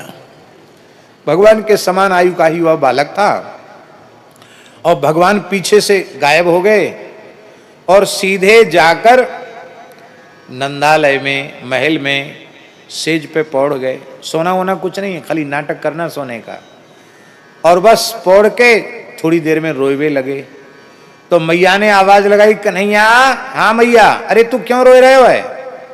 अरे मैं तो सोच रही कि तू खेलवे गयो और तू भीतर तेरे रोएवे की आवाज आ रही है। भगवान बोले कि मैं गया तो जरूर था सवेरे सवेरे, लेकिन तबीयत अच्छी नहीं थी, इसलिए आके लेट गया। तो रो क्यों रहे हो? बोले अभी बिलैया लड़ते भाई हमारे ऊपर कूद पड़ी, देख खौसा मार के चलेगी बिलैया। मयूलरी सौत बिलैया कहाँ से चली आई, मेरे लाला एक खौसा मार गई। ले लाला लूरू लूरू ले, खा ले कछु भोजन कर ले। तो मैया ने प्रेम से माखन रोटी दे दी। अब ठाकुर जी माखन रोटी पा रहे हैं, इधर गोपी अपने ही बालक को लेके आ गई। आप लोग कहेंगे उसको ध्यान नहीं रहा क्या? ये बात करने जैसी नहीं है। क्यों नहीं है? क्योंकि जाही लगन लगी घनश्याम की, जाहे लगन लगी घनश्याम की। धरत है पग परत है कितहु, सुधि नहीं तन छाया घाम की। अंत में नारायण बौरी भई डोले, रही न काहू काम की, जाहि लगन लगी घनश्याम की। स्वप्न में भी इनकी एक झलक मिल जाए तो उस आनंद का वर्णन नहीं हो सकता। और साक्षात पर ब्रह्म का हाथ जिसने कलाई पकड़ रखी हो, उस गोपी के भाव की क्या कहना। वो तो विदेह है, उसको अपने देह की सुधबुध नहीं है।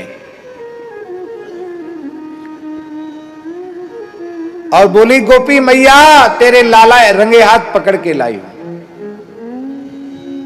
मैया बोली अरे मेरो लाला तो सवेरे ते कहूं गए हुई ना है, सवेरे ते यहीं सोई रहे हो। अब जगे होए वो तब जगह जब बिलैया कूद गई। लाला। हाँ मैया। तू आके घर में कब चोरी करवे गयो? ठाकुर जी भीतर से माखन रोटी पाते हुए निकले। देख ले मैया, याई के बालक घर में चोरी करें, नाम हमारो लगे। अरे 9 लाख गैया दूध देवे वारी हमारे घर में, कहाँ थे हम चोरी करवे जाएंगे? अब उस गोपी को ध्यान आया कि अरे श्री कृष्ण सामने खड़े हैं तो मैं हाथ किसका पकड़ूं। अब उसने घूंघट हटाया, देखा तो अपना ही बालक है। एक थप्पड़ लगाई बालक के कपोल पर। थप्पड़ इसलिए लगाई कि हमारे और श्री कृष्ण के बीच में तू कैसे आया। वैसी गोपी स्वरूप क्या है, गोपी अपने और अपने ठाकुर जी के बीच में संसार को सह नहीं करती। इस प्रकार की प्रकृति जिसकी है वही गोपी है। क्योंकि प्रेम गली अति सांकरी या में द्वय न समाए। प्रेमी और प्रेमास्पद दो ही रहने चाहिए, तीसरा आना नहीं चाहिए। तीसरा आएगा तो वो व्यवधायक बनेगा, व्यवधान बनेगा। तू कैसे बीच में आ गया। बालक रोने लगा। भगवान बालकृष्ण प्रभु ने अपने बड़े बड़े नेत्रों से इशारा किया, बोले देख भैया कोई बात ना है, तू हमारी नाक बचावे के लिए, हमारी इज्जत बचावे के लिए तू पिट गयो, कोई बात ना है। अगली गोपी के घर में माखन चोरी करवे जाएंगे ना, दूसरी गोपी के घर में, तो माखन की मटकी का उद्घाटन तेरे ही कर कमलंसों संपन्न होएगो। पहले तू भोग लगाइयो, बाद में हम भोग लगावेंगे। बोलो भक्त वत्सल भगवान की। सख्य की लीला में कई बार ठाकुर जी के सखा पहले पा जाते हैं, ठाकुर जी पीछे उनका हाथ दाव बनता है। अद्भुत लीला है व्रज लीला, बड़ी अद्भुत लीला है। अब गोपी बिचारी उदास आ रही तो ठाकुर जी माखन रोटी छोड़ के पीछे पड़ गए। ए कहां जा रही खिसियानी बिल्ली की तरह। अरे देख कान खोल के सुन ले, कल फिर आऊंगो तेरे घर में माखन चोरी करवे, और अब की बार तेने हाथ पकड़ के मैया के पास ले जाए वे की कोशिश करी ना, तू कान खोल के सुन ले। अब की बार तो तेरे बालक को हाथ तेरे हाथ में पकड़ायो, अब की बार तेरे खसम को हाथ तेरे हाथ में पकड़ाए दूंगा, तब तेरी बढ़िया ते बेइज्जती। खसम जानते हो कि नहीं? नहीं जानते? खसम जानते महाराज जी? नहीं जानते, दोनों ही नहीं जानते हैं। अच्छी बात है, नहीं जानते, आप जना दो उनको। पति को कहते हैं, पति का हाथ पकड़ा देंगे। धन्य है भगवान की वह बाल छवि गोपी के हृदय में बस जाती। दधी पया, दूध की चोरी। पया, पया माने दूध। दूध की चोरी का बड़ा सुंदर वर्णन किया है विल्वमंगल जी ने, और बहुत सुंदर वर्णन किया है श्री कुंभन दास जी ने। एक गोपी ने बालकृष्ण प्रभु का ध्यान करके सुंदर अधोटा दूध एक बड़े भांड में मिट्टी के माट में भरा, छींके पर लटकाया और छींका बांध दिया घंटे में। घंटा जानते हो, बजने वाला जो घंटा होता, उसके घर में बड़ा घंटा था, उसमें छींका लटका दिया कि छींका हिलेगा, घंटा बजेगा और मैं दौड़ के बालकृष्ण को पकड़ लूंगी। सखाओं ने पीढ़े के ऊपर पीढ़े रखे, लकड़ी के, काष्ठ के, और उस पर सखा खड़े हो गए। सखाओं के कंधे पर श्री कृष्ण खड़े हो गए। फिर भी छींका थोड़ा ऊंचा था, भांड ऊंचा था। ठाकुर जी ने एक लकुट माने लकड़ी निकाली और उसमें छेद करना चाहते ही थे, तब तक सखाओं ने कहा लाला नीचे उतरिया। कहा क्यों? बोले देख ना रहे हो, ये घंटा में बंध रहे हो छींका। जैसे ही घंटा हिलेगा, छींका हिलेगा तो घंटा बजेगा, और घंटा के बजते ही गोपी आवेंगी, फिर मार पड़ेगी। भगवान बोले देखो इतना प्रयत्न किया, यह व्यर्थ नहीं जाना चाहिए, आप चिंता मत करो। भगवान ने कहा घंटा। घंटा बोला जी सरकार। बोले तू कौन है? मैं आपका सेवक हूं। मैं कौन हूं? आप मेरे स्वामी हैं। सेवक का धर्म क्या है? घंटा बोला प्रभु स्वामी की आज्ञा का पालन। तो मैं आज्ञा देता हूं, तुझे कितना हुई हिलाऊ डुलाऊं, तू बजना मत। घंटा बोला जो आज्ञा। भगवान ने कहा देखो निश्चिंत हो जाओ, घंटा बोलेगा नहीं, चाहे जितना भी हिलाओ आवाज ही नहीं निकलेगी इसकी। आप लोग अपने मन में सोच रहे होंगे कि घंटे से बातचीत कैसे हुई, क्योंकि घंटा तो जड़ है, जड़ता हमारी बुद्धि में है। संपूर्ण विराट में चैतन्य ही चैतन्य है, जड़ कहां से आया? और भगवान की लीला का कोई भी उपकरण जड़ नहीं है, सब चैतन्य है। हमारे यहां संतों में भगवान के जो बर्तन हैं उनको बर्तन नहीं कहा जाता है, क्या कहा जाता है? पार्षद कहा जाता है। क्या कहा जाता है? पार्षद। और पार्षद सेवा करने वाले को पार्षदिया कहते, पारखदिया। हमारे श्री भरतदास जी ने तो कम से कम 20 वर्ष तक पार्षद की सेवा की होगी रघुवीर मंदिर में, कम से कम 20 साल तक। उन संतों को पारखदिया कहते हैं। और पारखदिया संत बड़े महाराज, उनकी सेवा बहुत तगड़ी होती है, क्योंकि सवेरे मंगला होगी, फिर पार्षद अमनिया होंगे, फिर राजभोग हो, श्रृंगार आरती होगी, फिर पार्षद अमनिया होंगे, फिर राजभोग होगा तो फिर पात्र अमनिया होंगे, पार्षद अमनिया होंगे, फिर उत्थापन के समय फिर अमनिया, बार बार अमनिया होता है, और फिर शयन के बाद फिर पात्र अमनिया होंगे। 3-4 बार की सेवा होती पारखदिया की। हमने ऐसे पारखदिया देखे, पानी से हाथ गल गए, ऐसे पारखदिया देखे। और महाराज इतने प्रेम से सेवा करते। सुदामा कुटी में एक पारखदिया थे, ठाकुर जी के पात्रों को इतने प्रेम से अमनिया करते थे महाराज, ऐसे लगते थे ठाकुर जी के सारे पात्र स्वर्ण के हों, थे पीतल के ही, पर इतना बढ़िया उनको मांझते थे, इतना बढ़िया पोंछते, ऐसे लगता था सब स्वर्ण के हों। ये भाव की सेवा है। तो उनको पार्षद कहते हैं। ये सब भगवान के पात्र नहीं है, ये सब पार्षद हैं। महाराज जी पार्षद नहीं, ठाकुर जी के मंदिर की एक झाड़ू भी चैतन्य है। आपको पता है, श्रीनाथ जी को भोग धराया गया और रसोइयों से प्रमाद हो गया, 4 चावल नाली में बह गए, तो वे चारों चावल मूर्तिमंत होकर श्री गोसाई विठलनाथ जी के सामने उपस्थित हुए, रो रहे थे कि हमको भगवान की सेवा से वंचित कर दिया गया। सेवा में कितनी सावधानी चाहिए, विचार की चीज है। गोसाई जी इतने दुखी हो गए, उस दिन गोसाई जी ने कुछ भी ग्रहण नहीं किया। आज का जमाना होता तो कहते गुरु जी का पेट खराब होगा, तबीयत अच्छी नहीं होगी, नहीं खाएं कोई बात नहीं, अपने तो खाओ खूब। लेकिन जब गोसाई जी ने कुछ भी नहीं पाया, तो जतिपुरा की बात है व्यास जी, पूरे परिकर ने किसी ने जल भी नहीं पिया। सब दुखी थे कि क्या बात है, आज किसी से कुछ बोल नहीं रहे। आज संध्या के बाद, शयन के बाद सबने रोते हुए गोसाई जी से पूछा, विठलनाथ जी से पूछा, जय जय क्या अपराध बना? बोले इतना प्रमाद हमसे अब सहन नहीं होता ठाकुर जी की सेवा में। तुम लोग श्री जी की सेवा में बहुत प्रमाद करते हो।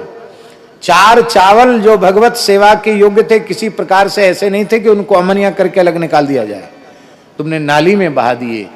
इसी से कहते हैं साधु का कण भी व्यर्थ नहीं जाना चाहिए। मन व्यर्थ न जाए, कण व्यर्थ न जाए और क्षण भी व्यर्थ न जाए। भगवान की सेवा में बहुत विचार है। हमारे यहाँ संतों में अब तो लोग नहीं कहते हैं, पहले कहते थे पंगत में, महात्माओं पाओ खूब मन भर पर छोड़ो नहीं कण भर। कोतवाल बोलता था साधुओं में हाथ जोड़ के, साधुओं में भी कोतवाल होता कि नहीं, महाराज पाओ खूब मन भर पर छोड़ना न कण भर, एक कण नहीं छोड़ना। अभी भी ऐसे संत होते हैं। महाराज जी पाते हैं, सामने बैठे हैं पूज्य स्वामी प्रज्ञानंद जी महाराज, पाने के बाद थाली कटोरी ऐसे लगती है कि एकदम अभी 2 मांझ के रखी है, ऐसे पा जाते हैं। परम पूज्य रमन रेती वाले महाराज जी प्रसाद पाते हैं, आप पत्तल में प्रसाद पाके आप देखो, उनकी पत्तल ऐसे लगती है मानो अभी नई पत्तल परोसी हो, ऐसे उंगली से चाट चाट के सब पाए, एक सूक्ष्म कण भी नहीं छोड़ते। यहां कुछ खाए, कुछ फैलाए, कुछ गिराए, सड़ गया तो फेंक दिया। अरे भाई, प्रत्येक वस्तु भगवान को निवेदित करने के लिए बनी है, इसलिए उतना ही आहार लें जितने आहार के ग्रहण करने से और आपके साधन में भजन में विक्षेप न हो। जीवित रहने लायक खावें, खाने के लिए न जिए, जीने के लिए खाएं। बोलो भक्तवत्सल भगवान की। इसलिए संदेह मत करना कि घंटा कैसे बोला, भगवत लीला है तो सब चैतन्य है। अब भगवान ने लकुट से छेद कर दिया, दूध का झरना झरने लग गया। तो भगवान दूध पीने लगे। अब देखो झांकी का ध्यान करें, दूध का झरना झर रहा है, अब वो कभी अंजलि में गिरता है और घंटा तो हिल रहा है, बज नहीं रहा, पर वो दूध की धारा कभी भगवान के श्री मस्तक पर पड़ती है और कभी अंजलि में पड़ती है। तो भगवान का दुग्धाभिषेक भी हो रहा है और दुग्ध पान भी हो रहा है, दोनों लीला एक साथ हो रही है, दुग्ध पान और दुग्धाभिषेक।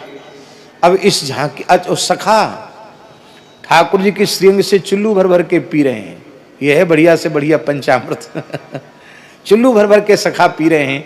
इस झांकी को देख के घंटा भाव विवल हो गया, भगवान की पुरानी बातचीत उसको भूल गई और उसने सोचा कि अरे मंदिरों में जब भगवान का दुग्धाभिषेक होता है, पंचामृत से अभिषेक होता है तो घंटा बजाया जाता है, आरती होती तो घंटा बजता, भोग लगता तो घंटा बजता, और मैं कितना भाग्यहीन हूं।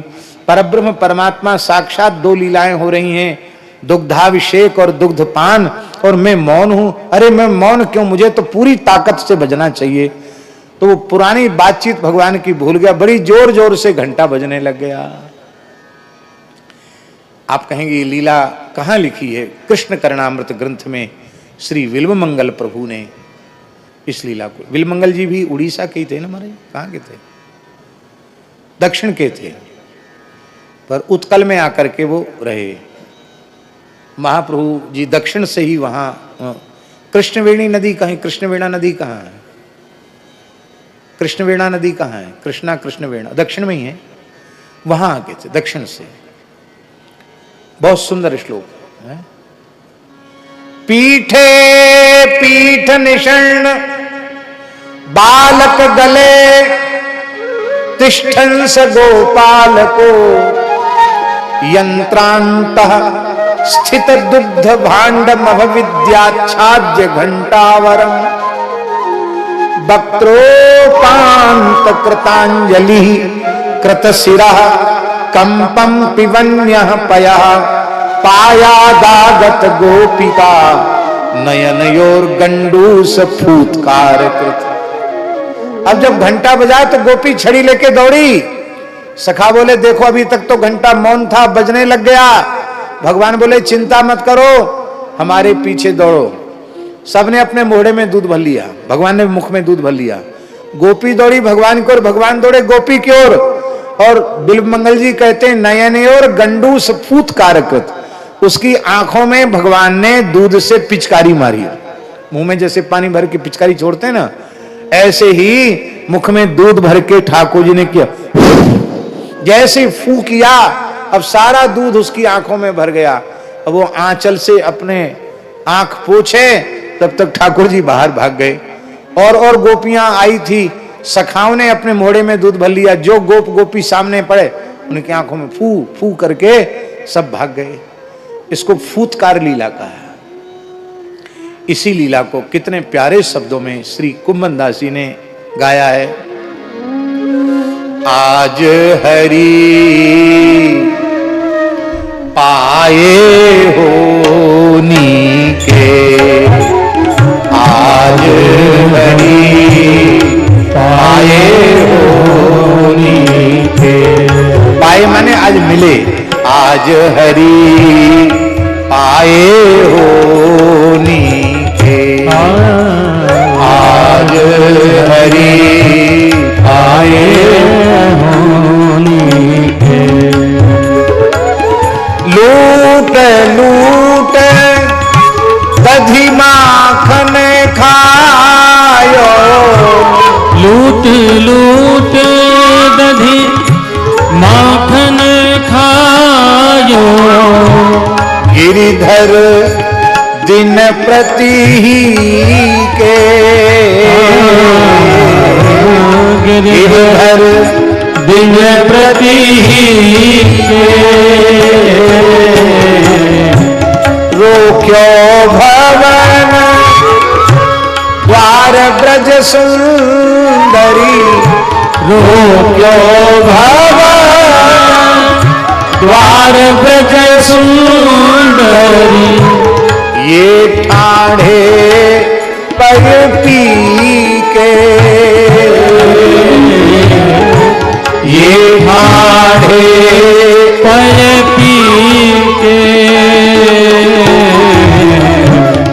भरी गंडूष छीट देने भर गंडूष छीट देने धाय चले देखी के धाय चले देखी के कुंभन दास प्रभु चले परे फंदन कुंभन दास प्रभु चल परे फंदन जानना दे हो भामते जी के जानना दे हो भामते जी के आए हो के आज हरि आए हो के आए हो के पाए भगवान की सुंदर माखन चोरी लीला है। इसके बाद भगवान की वृंदावन गमन लीला है, वत्स चारण लीला है। वत्स चारण लीला में सबसे पहले वकासुर उद्धार की लीला है, फिर अघासुर उद्धार की लीला है। ब्रह्मा जी को मोहित करके भगवान ने ब्रह्मा जी पर अनुग्रह किया है। बछड़े बालकों को ब्रह्मा जी ने चुराया है, उतने समय तक भगवान ही बछड़े बालक बन करके गोपियों के गायों के मनोरथ को भगवान ने पूर्ण किया है। ब्रह्मा जी ने भगवान की स्तुति की है। ये इतनी बढ़िया प्रकरण है।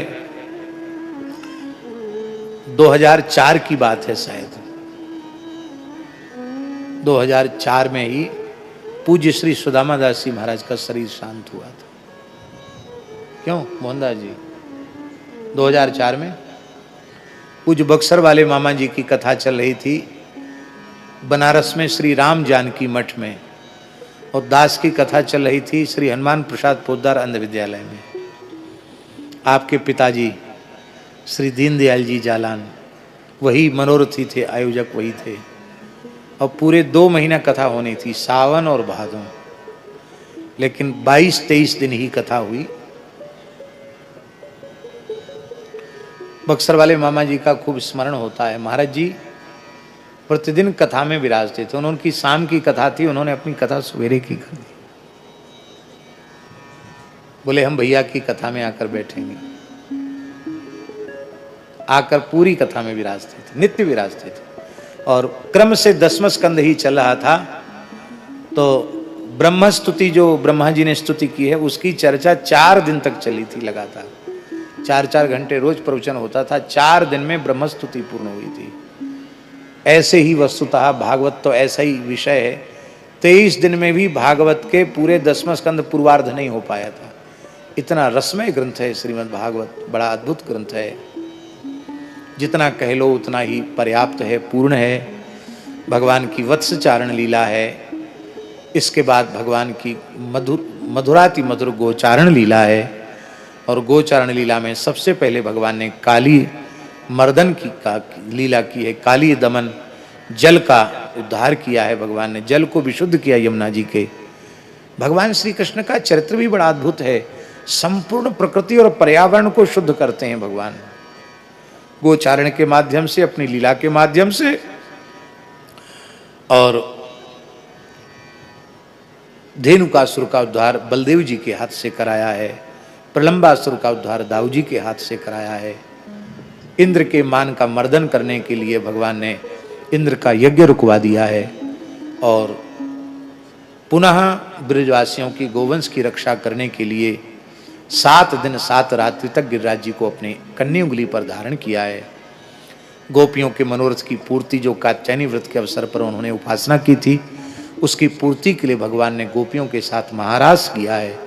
विक्रीडितम ब्रजबधू भिरिदंच विष्णो श्रद्धान्वितो नुष्णुयादथ वर्णयेद्या भक्तिम पराम भगवती प्रतिलभ्य कामम हृदरोग मास्वप हिनोत्य चिरेण धीरा। श्रद्धापूर्वक रास पंचाध्यायी का पाठ करने वाले के हृदय के जो रोग कामादिक विकार हैं वे समाप्त हो जाते हैं। इसके बाद भगवान की सुंदर व्रज लीला में अरिष्टासुर उद्धार की लीला, केसी उद्धार की लीला, व्योमासुर उद्धार की लीला, अक्रूर जी का आगमन और भगवान का अक्रूर जी के साथ गमन, गोपियों का विलाप, गोपियों को भगवान का समझाना, मथुरा दर्शन, मथुरा दर्शन में रजक का उद्धार, धनुर्भंग, माली की माला स्वीकार करना, दर्जी का आतिथ्य स्वीकार करना, रजक का उद्धार करना।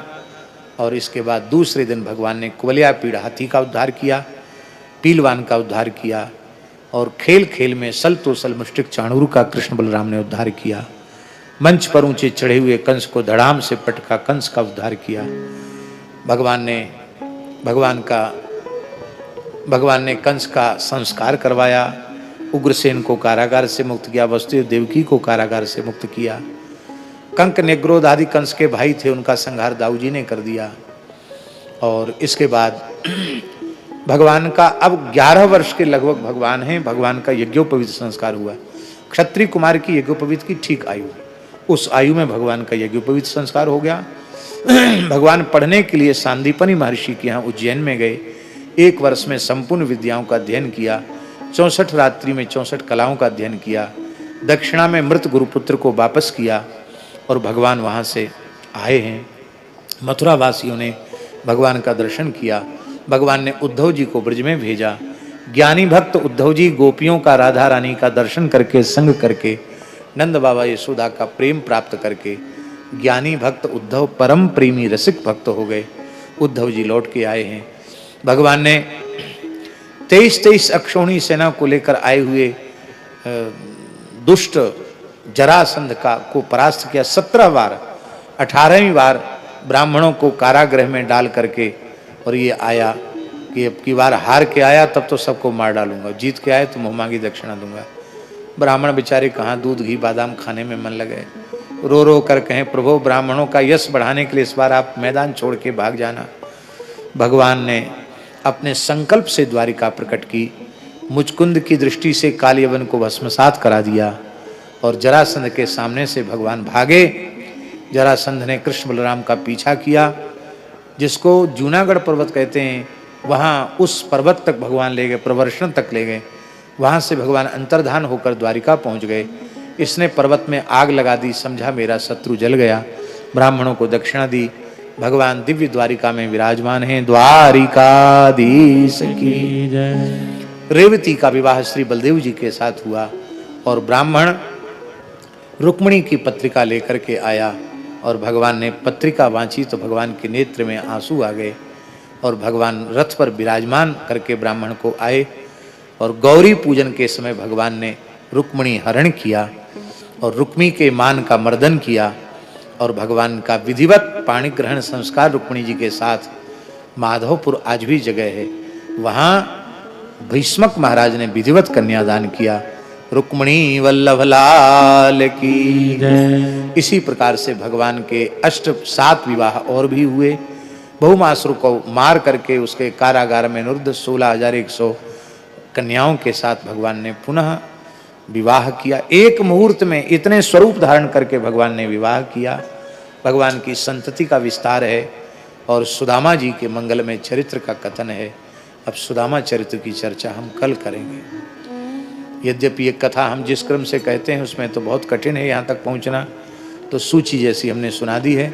कल सुदामा चरित्र और सुदामा चरित्र के बाद फिर कुछ एकादश द्वादश की चर्चा करके यथामत यथा समय हम ग्रंथ को पूर्ण करेंगे। इस बार गीता भवन ऋषिकेश में नवयोगीश्वर संवाद की चर्चा चली, तो 8-9 दिन चर्चा चली, लेकिन अभी अधूरी है चर्चा। अगली बार जब गंगा जी कृपा करेंगी तो वहाँ से आगे की चर्चा होगी। ऐसे ही प्रकरण है भागवत जी में, एक एक श्लोक कितना अद्भुत है, क्या कहना। यही जीवन है, इसी में हम लोगों का जीवन कहने सुनने में व्यतीत हो, यही भगवान से प्रार्थना है। श्री वृंदावन बिहारी आज आप सब प्रथम श्रेणी में पास। कैसे कि लगभग 4:30 बजे से तो लगातार कथा ही चल रही है।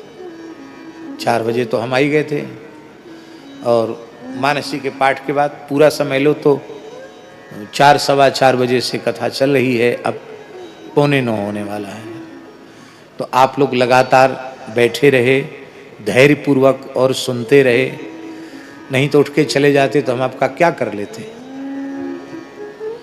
और आज पूज्य संत भी कृपा करके विराजे रहे, तो बड़ी कृपा है।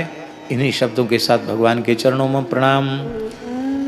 गोविंद हरे गोपाल, हरे जय जय प्रभु दीन दयालु, हरे गोविंद हरे गोपाल, हरे जय जय प्रभु दीन दयालु, हरे गोविंद हरे गोपाल, हरे गोविंद हरे गोपाल, हरे जय जय प्रभु दीन दयालु, हरे जय जय प्रभु दीन दयाल, गोविंद हरे गोपाल, हरे जय जय प्रभु दीन दयालु, गोविंद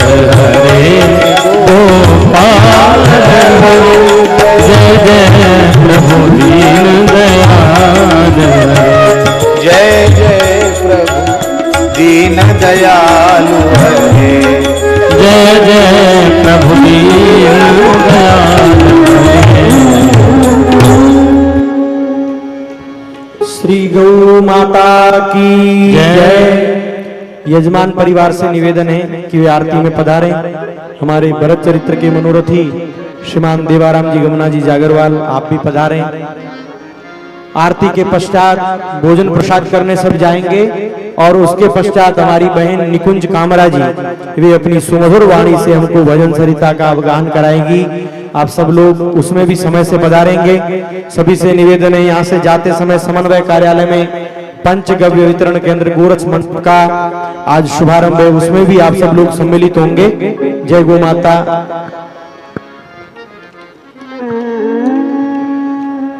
ओम चंद्रमा मनसो जात चक्षुः सूर्यो अजायत श्रोत्राद्वायुश्च प्राणश्च मुखादग्निरजायत।